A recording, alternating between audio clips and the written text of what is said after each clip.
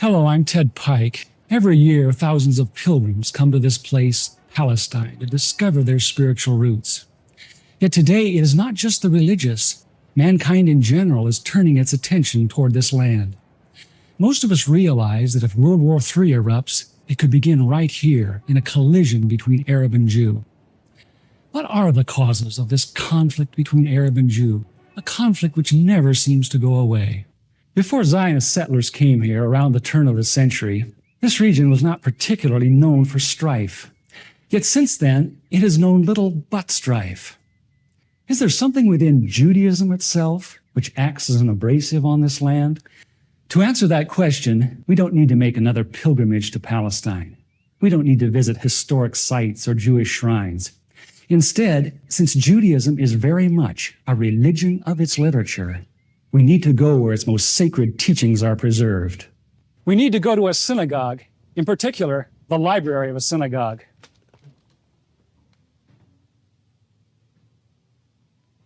In every synagogue library, we find hundreds of books, but there are a few which tower above the rest in authority. These include the Encyclopedia Judaica, the Universal Jewish Encyclopedia, the Jewish Encyclopedia. In the oldest of these, the Jewish Encyclopedia, we encounter fascinating new perspectives on the inner teachings of Judaism, perspectives which are well known to most religious Jews, but unknown to Christians. Most Christians believe that the Judaism of the Old Testament is very similar to Judaism today. Yet the Jewish Encyclopedia, in its article on Judaism, says modern Judaism and the Judaism of the Old Testament are very different. It says that after Nebuchadnezzar conquered Judah in the 6th century BC and led the Jews to distant Babylon, the Jews were faced with challenges to their faith they had never before experienced. Ever since the time of Solomon, the religion of Israel had centered around the magnificent temple in Jerusalem, with its sacrifices and ritual. The question now became, how could one be a true Jew in a very foreign, even hostile environment? The need arose for a certain class of lay priests, called scribes or sopherim, to interpret the law in this new setting and make it workable. In time, these scribes became what the New Testament calls the scribes and Pharisees, the greatest legal authorities of Israel for all ages. The Pharisees said there were really two inspired revelations to the Jews. There was the written law of Moses received atop Sinai, but there was also the oral tradition acquired by 70 elders who came to the base of the mountain but were forbidden to proceed farther. The Pharisees said that these 70 elders, or Sanhedrin, received a much more extensive and profound revelation than Moses, a revelation which was never written down, yet took precedent over the written law. When Jesus came on the scene, his reaction was to bitterly denounce this counterfeit tradition. Christ said the Pharisees, by their tradition, had made the law of God of none effect.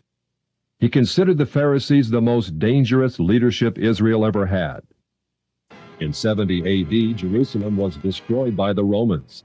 Although Jewish sects such as the Sadducees now disappeared, the Pharisees emerged with even greater power over the Jewish people. The Jewish Encyclopedia describes the new role of the Pharisees. With the destruction of the temple, the Sadducees disappeared altogether, leaving the regulation of all Jewish affairs in the hands of the Pharisees. Henceforth, Jewish life was regulated by the Pharisees. The whole history of Judaism was reconstructed from the Pharisaic point of view. Pharisaism shaped the character of Judaism and the life and thought of the Jew for all of the future. In 135 AD, all Jews were expelled from Palestine. The Pharisees led most Palestinian Jews in a mass migration back to Babylon. The majority of Jews were already in Babylon and had been since the time of Nebuchadnezzar 600 years earlier. Yet around 140 AD, Babylon became the acknowledged land of refuge for world Jewry. For another 1,000 years, Judaism flourished in Babylon under the leadership of the Pharisees. Great academies of the rabbis were established and thousands of new laws formulated. There, those same Pharisees who killed Jesus Christ remained the undisputed rulers of Judaism. In Babylon, the Pharisees codified their oral traditions into the Babylonian Talmud, the written form of that oral tradition which Jesus so bitterly rebuked. The Talmud reveals how deep was Israel's apostasy. In her beginning, God gave the Hebrews the loftiest, the most upright literature and ethics the world has ever known. Yet when they turned their backs on him, they produced the Talmud, a work which has aptly been called a monument to human folly. The Talmud also helps us understand the basis for Christ's unflattering descriptions of the Pharisees. Jesus described the Pharisees as hypocrites, children of hell, blind guides, whited sepulchres, full of dead men's bones. He even described the Pharisees as children of their father the devil, a murderer from the beginning. The Talmud confirms Christ's word. In the Talmud, in Treatise Sanhedrin, an extensive passage describes the right of the Pharisee to kill anyone, just as long as he did so indirectly. As one of dozens of examples, the Talmud tells us that if one bound his neighbor and he died of starvation, he is not liable to execution. In such an indirect manner, the Pharisees also killed Christ. Manipulating the Romans to actually wield the spear and sword, the Pharisees claimed, as their descendants do today, that since the Romans were the direct cause of the death of Christ, it is the Romans, not the Jews, who are guilty. Christ also called the Pharisees adulterers, an adulterous generation. The Talmud provides generous loopholes for adultery. It says the penalty for adultery does not include sex with a minor, the wife of a minor, or the wife of a heathen. The Talmud also encourages seduction of unwed adolescent girls called designated bondmaids. But it's important how such rapes are performed. With the designated bondmaid, one is guilty only in the case of natural connection, but not in the case of perverse connection. The Pharisees reasoned that rape in a perverted manner is outside the jurisdiction of the law. Normal rape, however, was punishable. In Babylon, sexual perversion of every kind had been a way of life for millenniums. The Pharisees were deeply influenced by such practices. In 3 of the major treatises of the Talmud are found extensive passages which give legal endorsement to seduce and marry 3-year-old baby girls. In fact, many of the greatest rabbis of the Talmud, including Simeon ben Yochai, upheld this privilege. Today in Israel, thousands of Jews go to Meron every year to venerate the memory of Simeon ben Yochai, one of the most respected rabbis in the history of Judaism. In one of dozens of endorsements of child sex, Simeon ben Yochai said, "A proselyte under the age of 3 years and a day is permitted to marry a priest." Agreeing with ben Yochai, the great Rabbah said, "When a grown-up man has intercourse with a little girl, it is nothing, for when the girl is less than this 3 years and a day, it is as if one put the finger into the eye." The footnote to this passage says, "As tears come to the eye again and again, so does virginity come back to the little girl under 3 years." The same section confirms that sexual activity with small boys is in the same category. The intercourse of a small boy is not regarded as a sexual act. In addition to adulterers, Christ, in the story of the Good Samaritan, portrayed the Pharisees as racial bigots, too self-righteous to respond to the suffering of one who was not a Jew. It is true, because of the wickedness of the Canaanites, which included sodomy and infant sacrifice, Israel had been commanded by God to be harsh in her treatment of the inhabitants of the land. God made it clear that the Canaanites were not simply to be avoided, but destroyed. By the time of the New Testament, this method of preserving God's kingdom by separation and the sword had become obsolete. God no longer made a racial difference between men. But the Pharisees were unfazed by God's new agenda. The Talmud was finally written down nearly 5 centuries after Christ, yet its critical, even homicidal attitudes toward Gentiles might have been lifted out of the book of Joshua. However, the quickest way to grasp the Talmudic view of Gentiles is not directly from the Talmud, but from the Jewish encyclopedias. If we quote an isolated opinion from the Talmud, a rabbi may quickly object, saying, "But that is not the overall opinion of the Talmud. That is not the definitive view." What the Jewish encyclopedia provides us is a definitive overview of perhaps hundreds of rabbinic statements on any subject, giving us accurate summaries of what the Talmud generally teaches. In its article on Gentiles, the Jewish Encyclopedia begins to define what makes a Jew so different from a Gentile. According to the rabbis, only Israelites are men. Gentiles they class not as men, but as barbarians. Since Gentiles are not men in the fullest sense, so the Gentile is not a neighbor of a Jew. Further, since Gentile laws were too crude to admit of reciprocity, meaning too crude to be taken seriously, the Gentile was forever beneath the Jew. Gentiles were outlawed by God from the beginning, and thus had no property rights. The Almighty offered the Torah to the Gentile nations also, but since they refused to accept it, he withdrew his shining legal protection from them and transferred their property rights to Israel, who observed his law. Since the Talmud outlawed the child, or issue of a Gentile, as that of a beast, a Gentile had as little legal rights in a Jewish court as did an animal. The Talmud states that if a Gentile sue an Israelite, the verdict is for the defendant, the Israelite. Conversely, if the Israelite is the plaintiff, he obtains full damages. Because the Talmud conspires against Gentiles, if a Jew was ever caught telling a Gentile what the Talmud really says, such a person deserves death. So vile was the nature of a Gentile that the great Simeon ben Yohai said, "The best among the Gentiles deserves to be killed. The best of snakes ought to have its head crushed." Jews, however, are exalted beings in the Talmud, worthy of praise. Christ described the Pharisee who blessed himself, saying, "I thank thee, Lord, that I am not as other men." An eminent Talmudic rabbi says the same. "Blessed be thou, who hast not made me a Goy, or Gentile." There is a special antagonism between the Talmud and Jesus. The Talmud attacks him everywhere it can, even his mother.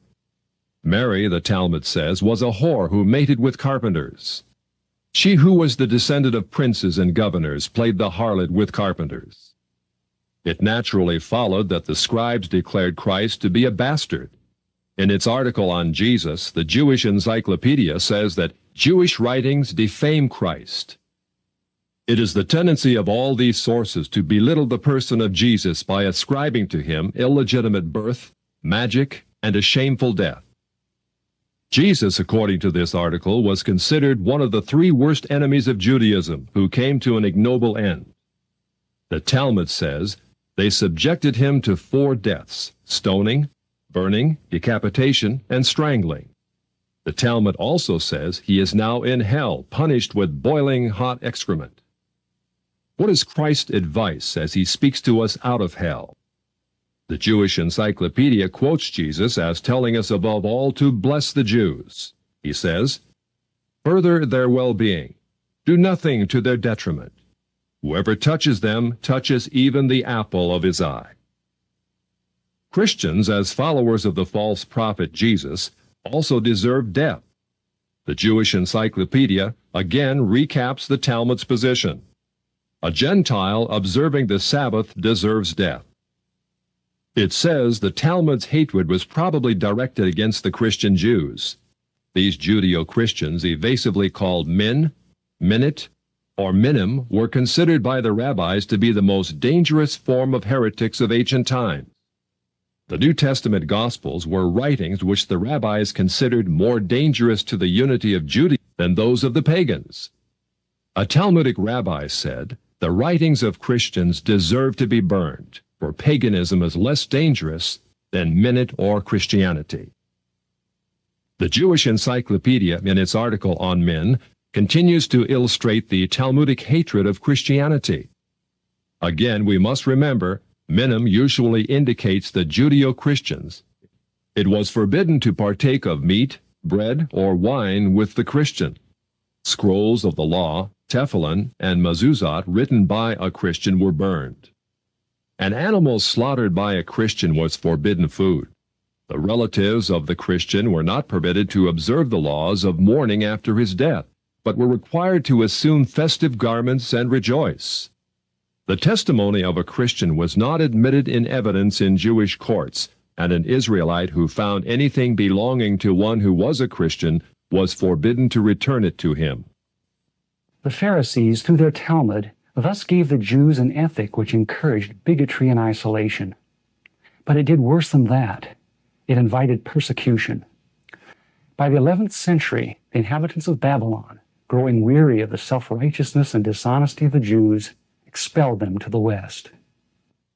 Migrating across North Africa and Central Europe, the great majority of Jews who had lived in Babylon for almost 1,600 years now began to find their destinies in the cities of the West. Yet in coming to the West, found their Christian neighbors extremely intolerant of the antisocial deviations Jews had taken for granted in Babylon. In order to survive, it was necessary to abandon such Babylonian traditions. But that was not as easy as it sounds. For 1,000 years, the Pharisees had commanded such deviations. Most Jews could not bring themselves to defy the authority of the Pharisees. Enter one of the giants of Judaism of all time, the great Maimonides.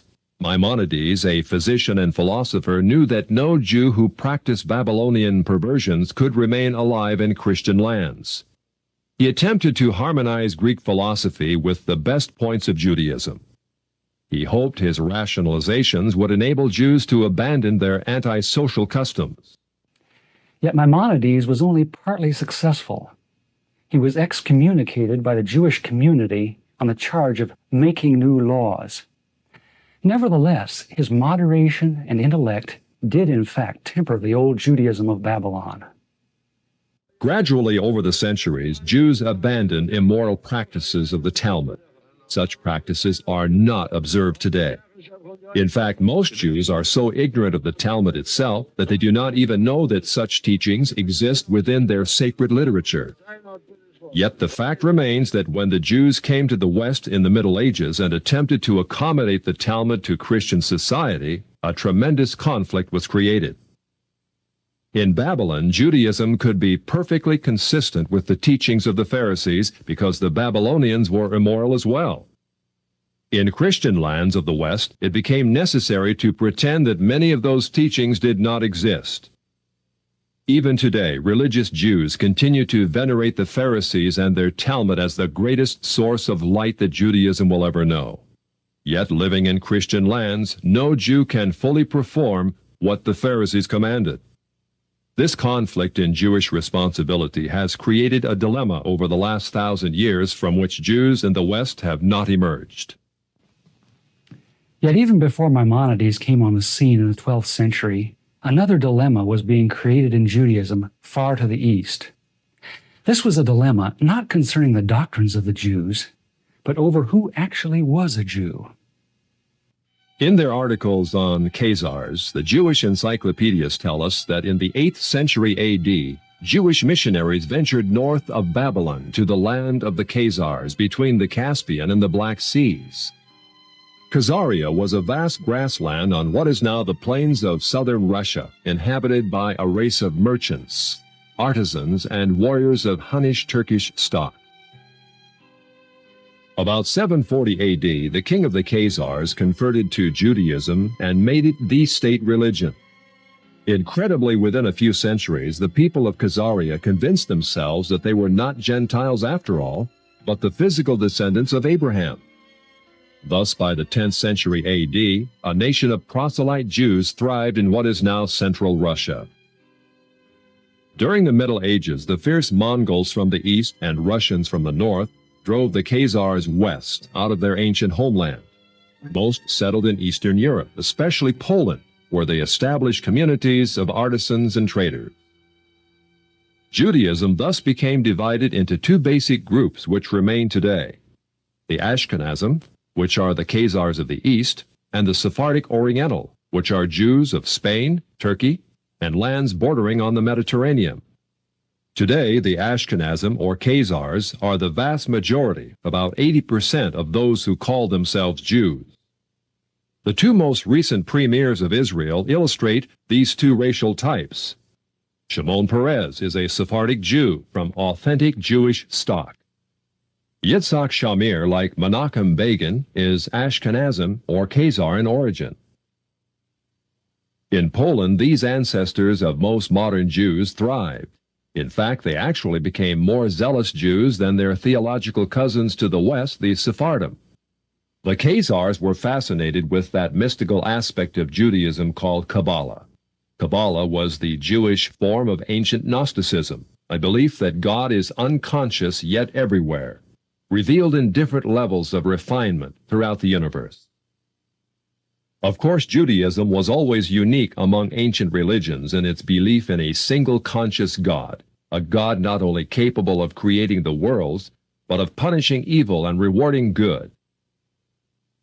Like Eastern religions, however, the Polish Kabbalists believe that God in his purest form is utterly remote, unknowable, without opinions about right and wrong. Instead, his being filtered down through many gradations or sephirot until it reached Israel.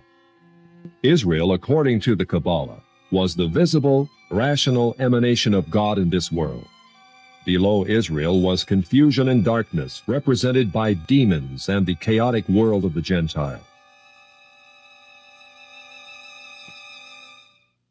What excited the Khazars was that Kabbalah preached revolution. It said that Jews, as superior beings, were destined to rule the world.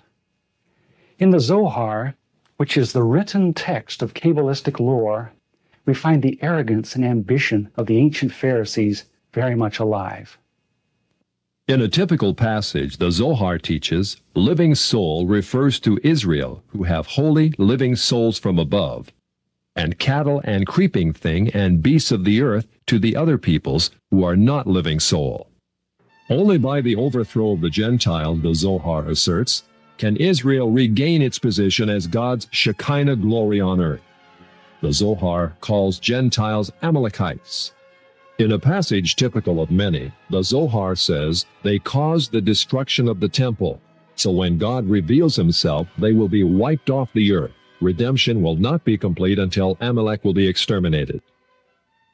But once Israel shakes off Gentile dominion and Christian influence, heaven will descend to earth. The Zohar says Israel will fulfill her predestined role, ruling the world under the leadership of her Messiah. Since the Kabbalah or Zohar was not merely a theological system, but taught the overthrow of the existing order, it was natural that before long Jews should begin to put it into practice. With the age of Voltaire and the so-called Enlightenment during the 18th century, we see a host of Jewish Kabbalists migrating west out of Poland and penetrating the very capitals of Europe. Jewish wonder workers, Baal Shems as they were called, Saint Germain, Cagliostro, Frank, Falk, men of vast wealth and mystery came upon the European scene at the end of the 18th century. In Europe, in the years preceding the French Revolution, the foundations were laid for a new order in the world. Kabbalists such as Adam Weishaupt helped establish the ultra-secret Illuminati, which became a cover for plots and intrigues that would begin the erosion of Christian civilization. At the same time, beginning with Jewish philosopher Moses Mendelssohn, many Jews began to perceive their religion not simply as a means of personal salvation, but as a way to reform society at large. Many Jewish activists said that, starting with such revolutionaries as Moses and the prophets, Israel had always had the social objective of righting injustice and taking the part of the downtrodden. It was the duty of every Jew, they said, to come to the aid of the oppressed working masses, called the proletariat, in their historic struggle against capitalistic bondage. Many Jews thus came out of the ghetto and took part in all the great revolutions of the 19th century, including the Revolution of 1829 and the Revolution of 1848. It is thus not surprising that as the 20th century dawns, we find Jews turning their attentions to the overthrow of one of the last monarchies still opposing Jewish advancement, the Romanov dynasty of Russia. It is well known that the Jews had long hoped to overthrow the Tsar. It was natural, then, that Jewish philosophers such as Moses Hess and Karl Marx should contrive a philosophy that could make such overthrow possible. It was also natural that international Jewish bankers of New York, London, and Hamburg should finance it. The U.S. State Department, in its 3-volume report on the origins of communism in Russia, published in 1931, reveals how Jewish-controlled German banks under the leadership of Max Warburg conspired as early as 1914 to send large payments to Lenin, Trotsky, and others in their attempts to bring down the Tsar. As part of this conspiracy, Jacob Schiff, head of the New York Jewish banking house of Kuhn Loeb, invested at least $20 million, which would be close to $1 billion today, toward the establishment of Bolshevism in Russia. In its article on socialism, the Jewish Encyclopedia, published in 1905, really admits that Jews in Russia were ripe for revolution. In Russia, socialism, has become a movement of the Jewish masses. The later Encyclopedia Judaica tells us the communist movement and ideology played an important part in Jewish life, particularly in the 1920s and 1930s, and during and after World War II. The Judaica, in fact, presents an extensive list of the most powerful Jewish leaders of Bolshevism, which included Trotsky, Sverdlov, Zinoviev, Kamenev, Litvinov, Kaganovich, and many others. The Judaica also tells us just how many Jews filled the communist ranks. It says anti-Semitism drove the bulk of Russian Jewish youth into the ranks of the Bolshevik regime. When the White Russian patriots heroically attempted to regain their freedom from the Jews, the Judaica says compact Jewish masses were utilized by the Bolsheviks to suppress such counter-revolution. Clearly, Jews and native Russians were engaged in a death struggle over the destiny of Russia.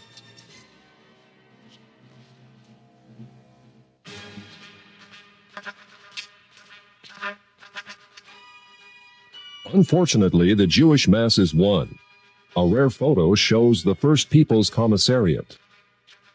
From left to right are Uritsky, Trotsky, Zinoviev, Sverdlov, and Kaganovich, all Jewish. In 1918, intelligence services of the Western powers were buzzing with reports that communism was an international conspiracy fomented by atheistic Jews. British, Dutch, American, and other intelligence reports confirmed that Jews filled the Bolshevik ranks and that as much as 75% of all Soviet commissars were Jewish. In the Illustrated Sunday Herald of February 8, 1920, Sir Winston Churchill commented on what had almost become public knowledge. There is no need to exaggerate the part played in the creation of Bolshevism by these international and for the most part atheistical Jews. It is certainly a very great one. In the decades following the revolution, the question became, how much influence do the Jews still exert on the Soviet experiment? Although many of the Jewish kingpins in Bolshevism perished in Stalinist purges in the late 30s, none other than Nikita Khrushchev gives us an eye-opening view of just how many Jews were still in the Soviet government. Speaking to a delegation of French socialists, Khrushchev admitted in 1956 the government has found in some of its departments a heavy concentration of Jewish people, upwards of 50% of the staff. Because communism has historically been top-heavy with Jews, The Soviet policy of so-called anti-Semitism, much protested by Jews in the West, may in reality be but a ploy to distract the world from communism's Jewish past. Although most Jews have indeed been removed from high-profile positions in the Soviet hierarchy over the last 30 years, still Jews remain highly favored when it comes to immigration to the prosperous West. Since World War II, more than 1 million Jews have been allowed to leave the Iron Curtain, sometimes in waves of up to 52,000 a year. This contrasts to the grim reality that if even one Gentile attempts to escape, he would be lucky to receive only 15 years in prison. Jews, then, have played an enormous role in the Soviet experiment. Yet, as the Jewish Encyclopedia, in its article on socialism, again tells us, the passion of many Jews to socialize the world was not confusion. As peddlers of socialism, it tells us, Jews must be reckoned among the pioneers of the socialist parties in America. As a case in point, a flood of socialistic Jews entered the FDR administration and helped pioneer the New Deal for America.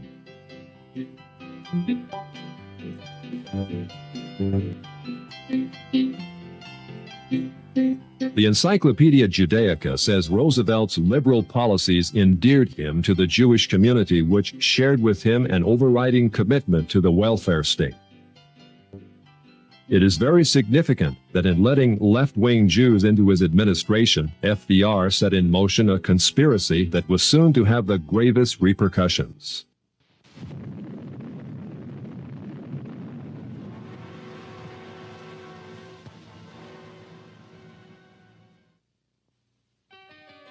As part of his policies, FDR had a German communist, Klaus Fuchs, a scientific genius who helped mastermind the atomic bomb. Yet Fuchs also headed a ring of 8 highly influential Jews who delivered the entirety of our atomic technology to the Soviet Union in the early 1950s. They included Julius and Ethel Rosenberg, David Greenglass, Harry Gold, Sidney Weinbaum, Morton Sobel, and others. Of the 10 convicted for espionage, no less than 8 were Jewish. Later in 1957, it was discovered that the Jewish Sobolin brothers delivered massive defense secrets to the Russians. They acted upon the orders of the Jewish head of the Soviet secret police, Beria.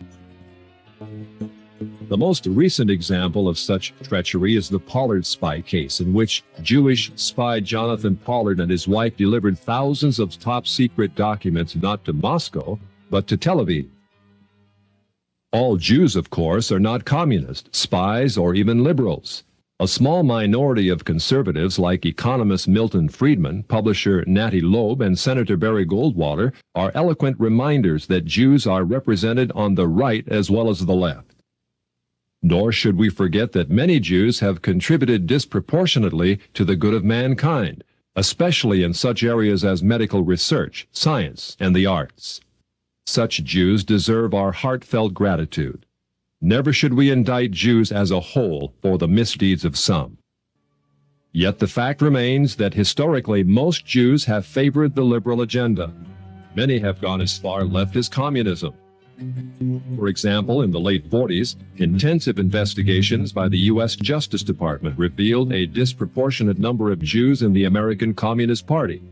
In 1949, the 11 members of the American Politburo of the Communist Party were convicted. 6 were Jews. In 1951, the second-string Politburo was indicted. Of 21 arrested, 14 were Jewish. Also in 1951, 15 top West Coast communists were indicted. 6 of the 15 were Jewish. During the Vietnam conflict, while American boys died by the tens of thousands, Jews dominated the communist New Left in America. The Encyclopedia Judaica says the New Left included a disproportionate participation of Jews in the leadership and sometimes also in the ranks. It continues, Jews have been active in the United States in all radical movements, socialist and communist, old left and new.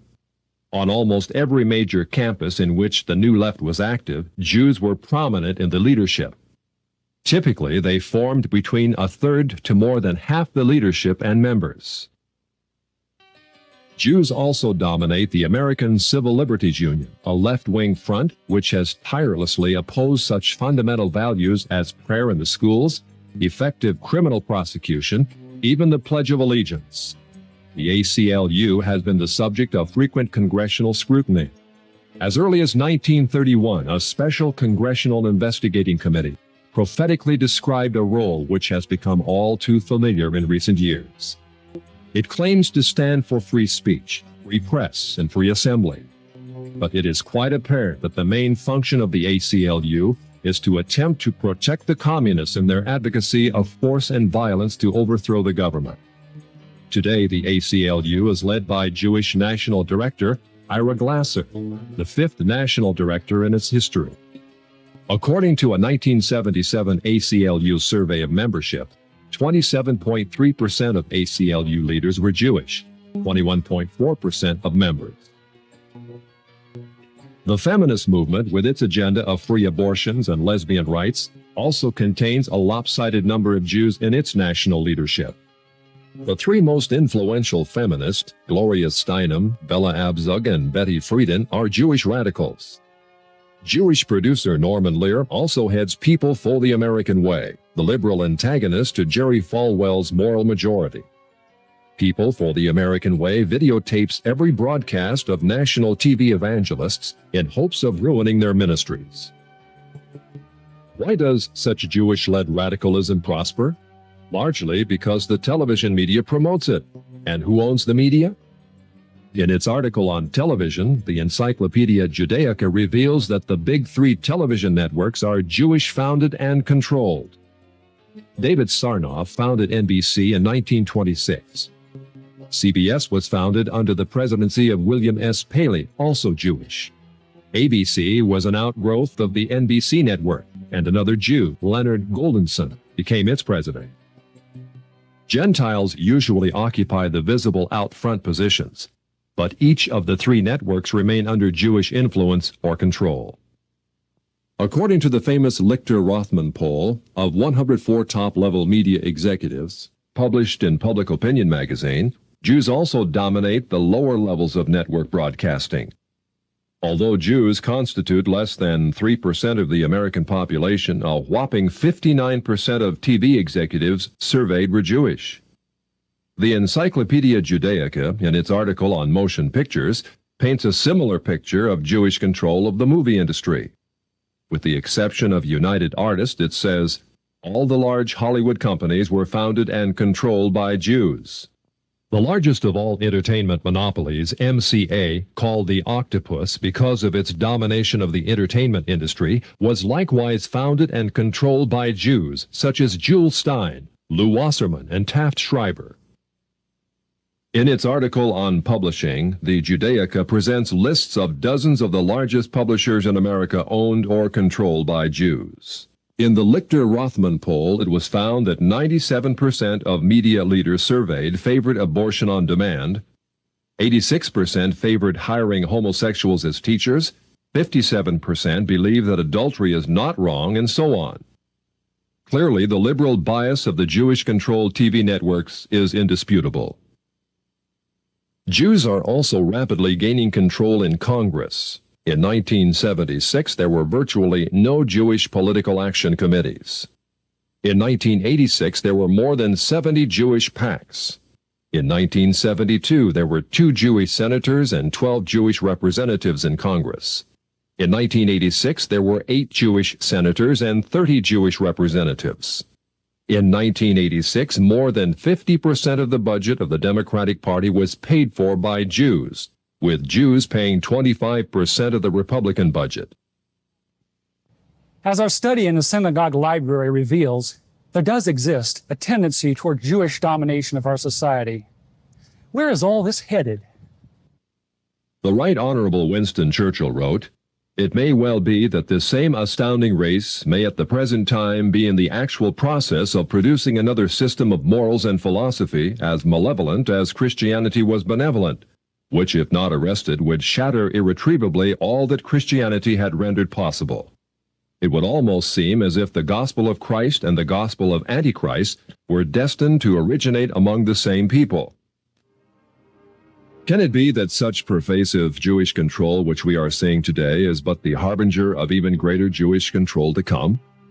In the book of Revelation, a great harlot is described ruling the world, riding on a horned and headed beast. Throughout the Old Testament, Israel was described as a harlot, the mother of spiritual whoredom among the nations. Is the harlot of Revelation actually Israel riding upon her false Messiah, the Antichrist?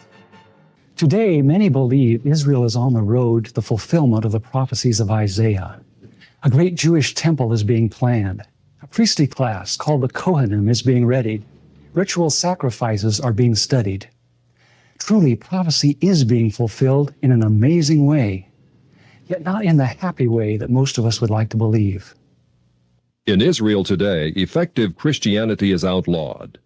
If a Christian were to walk through any town in Israel passing out New Testaments, he could be sentenced to prison for 5 years. Israel is not moving toward Christ. She is moving toward her false Messiah, Antichrist. In Antichrist, Israel hopes to find all the worldly power and glory which Jesus denied her, but she will not find it. As the Bible teaches, the great harlot Israel will be thrown from the back of the beast. The beast, with his 10 Confederate military leaders, will gore and burn her with fire. This is what the Bible calls the Great Tribulation, or time of Jacob's trouble, a time when Israel, who thought she could rule the world, will experience unprecedented agony and judgment for her sins. Since the Bible tells us that Israel is on the road to judgment by God, what should be our attitude toward her? St. Paul tells us that Jews are indeed enemies of the gospel, yet enemies who are beloved for the sake of a remnant which shall one day be revealed. Israel is like the prodigal son, inheritor of a glorious destiny. But she is also rebellious. Like the prodigal son, she must be humbled, not by us, but by God. Someday, out of the great tribulation, a remnant of Jews will look upon him whom their fathers pierced and will plead for his forgiveness. The dry bones of Jewish unbelief will be resurrected. Jewish branches will be grafted back into the vine, which is Christ, Israel's true Messiah. Israel will become as much of a blessing as she was once a curse unto the nations. But there have always existed those who cannot see the big picture, who cannot wait for God to finish his controversy with Israel on his terms. Throughout history, movements have erupted which have attempted to solve the so-called Jewish problem in the most direct way.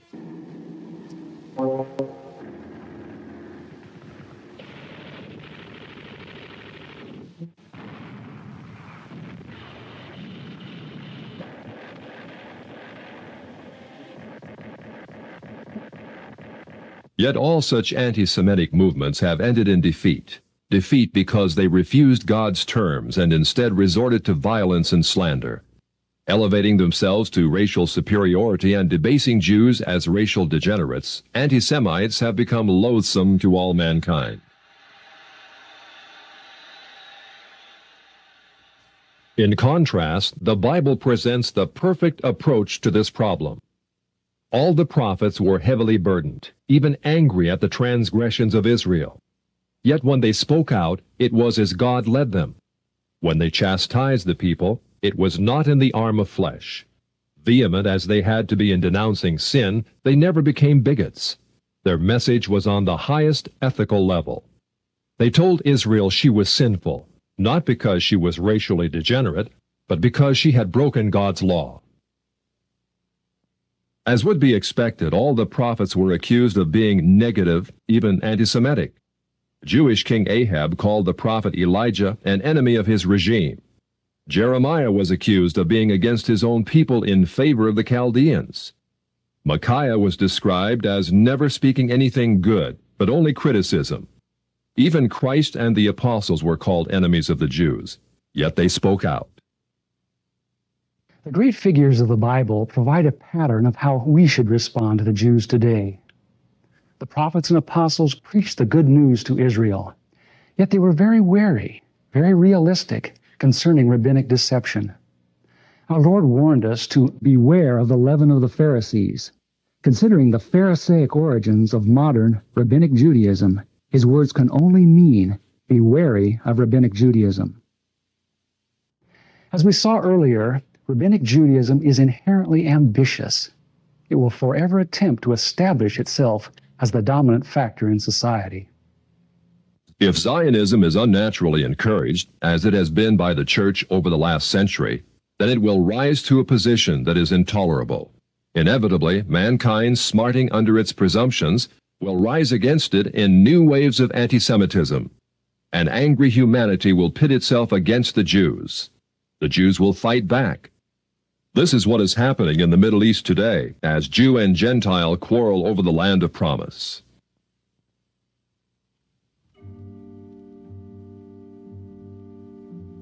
Who owns this land? In her beginning, God promised that through the physical people of Israel, a spiritual blessing, Jesus Christ, would be given to the world. Just as a physical people was necessary, so also was a physical land. Throughout the Old Testament, God repeatedly tells the Hebrews that the land of Palestine is promised to them and their seed forever. Yet in order to occupy this land, Israel must be obedient to him. If not, God repeatedly demonstrated in the Bible that he would actually invite the peoples surrounding Israel to invade and occupy. Only when the Hebrews finally cried unto God in repentance did he allow them to possess a land dedicated to obedience. God's demand for obedience is thus a standard before which both Christian and Jew must bow. Moses, a spiritual colossus, wanted to go into the land, but God would not let him because of one infraction. Today, Israel has rejected God's Son for 20 centuries and given first allegiance to those who crucified him, the Pharisees. Yet we are told that God is delighted that they dwell in the land. Does obedience no longer matter? It does. Someday, as in the days of Joshua and Nehemiah, Israel will give God the obedience he demands. They will return to this land in blessing. But until that time, as long as Israel continues to force her unbiblical occupation on the Arabs, this region will only know strife. The Arab world will continue to try to expel the Jews. The Jews will strike back and forth, generation after generation. The discord will be unending. This land will continue to bleed. It is the duty of every Christian to support the humanitarian needs of Jews, to preach the gospel to them. But it is not our duty to assure them that a land of promise may be occupied without obedience. Neither is it our duty to fight a war in the Middle East in defense of Israel's unbiblical claim. It is time we return to God's law, a law as old as this land, as old as the God who gave it to the Jews. If we ignore God's requirement of obedience, we only postpone that glorious day when Israel will become what she was meant to be, a place of rest and healing to the nations. If America is to continue to possess her land of blessing, she also must return to the God of her fathers. It is true, the Bible prophesies that Jewish international control, or Babylon the Great, will gradually come to dominate the world. Yet the Bible also promises that if a nation turns to him in repentance, he will postpone the judgment he himself has predicted. God is already showing us how he can slow down the Zionist timetable. In 1982, Israel invaded Lebanon, ostensibly to destroy the PLO threat from the north. Yet in doing so, she unleashed a reign of barbarity and destruction unequaled in this decade. Not only did Israel bomb Beirut to rubble, killing thousands of civilians, but she actually encouraged the infamous Shatila massacre by providing aerial lighting for the three-day slaughter of hundreds of innocent victims. Despite the bad publicity surrounding such atrocities, Israel was confident that her massive firepower and support from America would make Lebanon her conquered colony to the north. Yet God judged Israel. Like Pharaoh in the Red Sea, he caused Israel to flounder. Today, Israel is a nation in turmoil, divided, unable to regain the respect of the world. Although Jewish power continues to increase ominously in the United States, the means that God is able to slow it down, but only if we as a nation turn again to our Creator. We must repent of the national sins which have weakened our moral fiber and allowed the forces of Satan to dominate us. In a moment, we'll explain how you may educate others concerning this threat. Yet education in itself is not enough to hold back a demonically empowered conspiracy. We have to have God's power, a power which only comes through total consecration to Him. The communist movement demands that every true Marxist be willing to give up everything, even his own life, for the cause. If we are to have power against the Antichrist, we must do as much. We must give our lives totally to Christ, willing to do anything, give up anything he might ask. Only by such a death to inner hidden rebellion can we really have power in the spiritual realm. Only by such sanctification can we know what it is to walk with God as true Christian soldiers, capable of action, but also of hearing the Holy Spirit's voice of love and restraint. The first step toward holding back Zionist expansion is thus national revival, a transformation of hearts that begins in each one of us and then spreads across this broad land. But just as importantly, the church in America must turn from its unconditional support of Israel. For 3/4 of a century, the church has aligned itself with bloody and arrogant men in the Middle East. In bidding them Godspeed, it has become a partaker of their injustices. Tragically, such a policy has alienated the Muslim world from the gospel. Because the church has historically ignored the plight of the Palestinians and sided with their oppressors, the Israelis, the Arab world has closed its ears to the message of Jesus Christ. In fact, by giving unconditional approval to Israel, the church, more than any other institution, has helped build up the walls of that system, which will ultimately become Babylon the Great. The church must now face the fact that Israel today is not the fulfillment of the sublime prophecies of the Old Testament, prophecies which are conditional upon obedience. Instead, modern Israel is the first stage in Satan's plan to take this world from Christ and give it to Antichrist, Israel's false Messiah, who will rule the world from Jerusalem.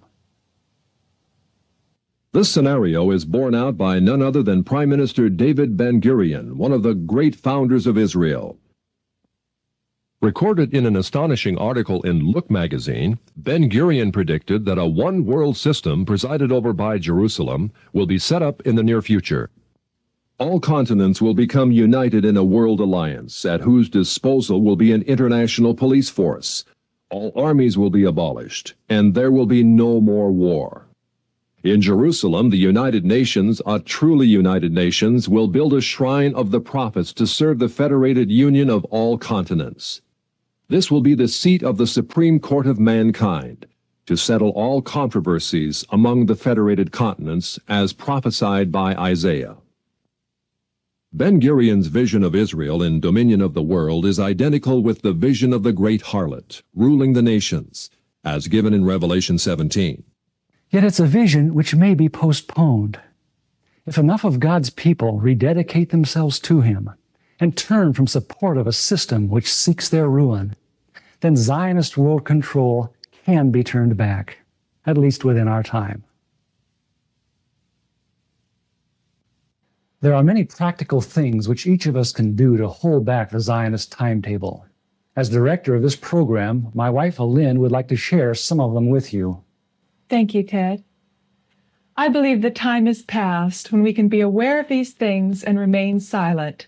Whatever the cost, we must inform others of the things that we've seen in this presentation.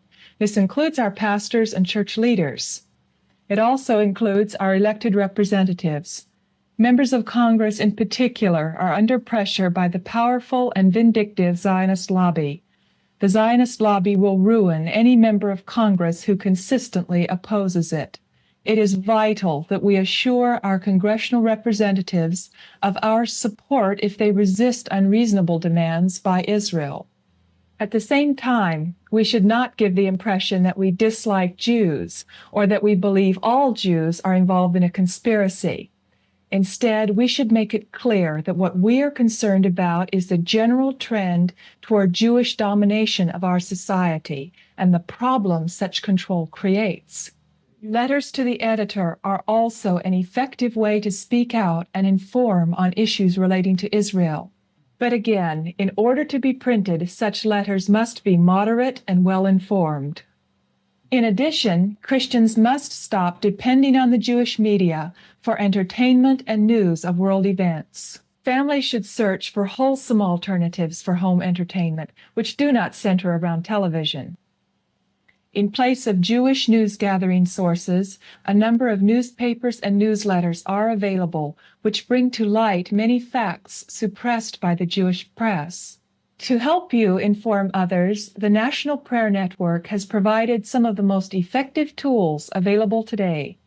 The first is the video you have just seen. When shown to Bible studies, churches, and civic groups, this documentary has an unmatched record for educating your friends and neighbors. In addition, the National Prayer Network provides 3/4-inch video cassettes of the Other Israel video for airing on cable TV stations nationwide. Every major city in America contains at least one cable access station, which plays video productions the public supplies. You can take them a 3/4-inch copy of The Other Israel. If it suits their schedule, they will play it before thousands of viewers.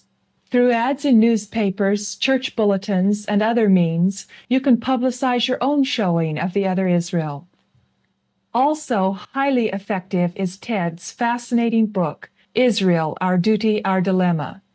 Condensing 15 years' research in Jewish sources, this 340-page volume provides easy-to-read yet exhaustive documentation on every subject covered in this video, plus hundreds of pages of related information. This groundbreaking book has been ordered by more than 18,000 pastors in America. Dr. Everett Sullivan, defender of liberty in Nebraska, sums up what thousands have felt. This is the one book every Christian should read. In a moment, we will tell you how you may obtain the video and book. Thank you, Elaine. It's undeniable that there exists a great conflict between the forces of good and evil for control of this planet. Yet there also exists a host of people just like you that are catching on to the Zionist agenda. However, it's not enough just to know the score on Zionist ambitions. We have to spread the word to others. Will you join with Elaine and me as we do just that? Here's how you can obtain the tools to wake up your church and community. Our Duty, Our Dilemma is available for $15.95 post-paid. The Other Israel video is available for $22.95 post-paid. Order from Truth Tellers, P.O. Box 828, Clackamas, Oregon 97015, or visit us on the web at www.truthtellers.org.